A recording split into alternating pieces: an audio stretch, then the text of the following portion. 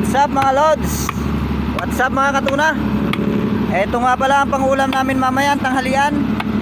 Ang ulo ng Blue Marlin at buntot. Hindi po kasi namin yan sinasama sa pagbenta mga lods. Yung katawan lang po ng Blue Marlin ang binibenta namin. Kaya yung ulo tsaka buntot ay pangulam na po namin yan. Sarap pulutan. Masarap din to pampulutan mga lods.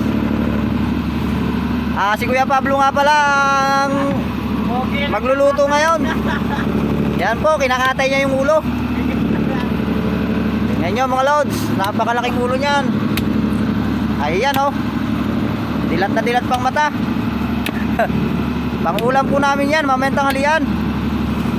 Napakataba po ng isda na ito. Ang taba po ng ulo nito mga lods.